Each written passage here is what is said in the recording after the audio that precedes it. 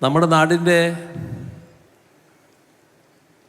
ദാരിദ്ര്യം അകറ്റുന്നതിന് വേണ്ടി, വിലക്കയറ്റം നിയന്ത്രിക്കുന്നതിന് വേണ്ടി ആരംഭിച്ച മാവേലി സ്റ്റോറുകൾ, പിന്നെ വാമന സ്റ്റോറുകളെ കൊണ്ട് പകരം വെക്കാൻ നോക്കുന്നതും നമ്മൾ കാണുകയുണ്ടായി. ജനകീയാസൂത്രണത്തിൻ്റെ ശോഭ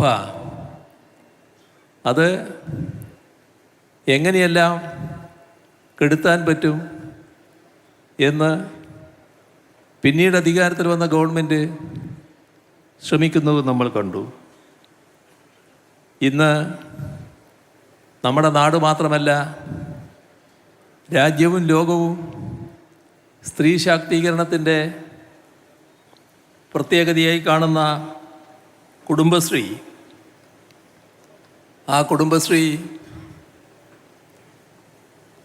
അതിനു പകരം നമ്മുടെ സംസ്ഥാനത്ത് ജനശ്രീ എന്ന പേരിൽ ഒരു സംവിധാനം കൊണ്ടുവരാൻ ശ്രമിച്ചതും നമ്മുടെ എല്ലാം അനുഭവത്തിലുള്ളതാണ്. ഇപ്പോൾ നേരത്തെ ഞാൻ സൂചിപ്പിച്ച ലൈഫ് മിഷൻ്റെ പ്രവർത്തനം 2021 തെരഞ്ഞെടുപ്പ് നടക്കുമ്പോൾ കേട്ട ഒരു പ്രഖ്യാപനമുണ്ടായിരുന്നു. പ്രഖ്യാപനം നടത്തിയത് അന്നത്തെ ആ തെരഞ്ഞെടുപ്പിൽ പങ്കെടുക്കുന്ന ഒരു മുന്നണിയുടെ സമുന്നതനായ നേതാവായിരുന്നു. അത് ഞങ്ങൾ അധികാരത്തിൽ വന്നാൽ ലൈഫ് മിഷൻ പിരിച്ചുവിടുമെന്നായിരുന്നു.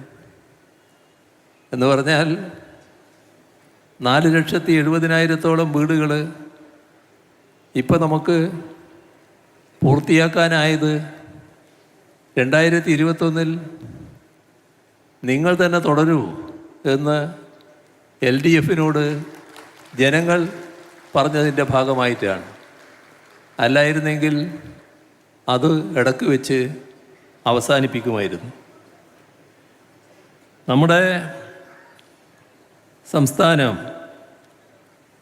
വികസിത രാജ്യങ്ങളോട് കിടപിടിക്കത്തക്ക രീതിയിലുള്ള ജീവിത നിലവാരത്തിലേക്ക് ഉയർത്തുക, വികസിത രാജ്യങ്ങളിലെ മധ്യവരുമാന രാഷ്ട്രങ്ങളുടെ ജീവിത നിലവാര തോതിലേക്ക് നമ്മുടെ നാടിനെ ഉയർത്തുക, ഇതാണ് നവകേരള നിർമ്മിതിയുടെ സുപ്രധാന ലക്ഷ്യമായി നാം കണ്ടത്. എന്നാൽ ഇപ്പോൾ നമുക്ക് തികഞ്ഞ ആത്മവിശ്വാസത്തോടെ പറയാൻ കഴിയും, ആ ലക്ഷ്യം ഏറെയൊന്നും അകലെയല്ല എന്നത്.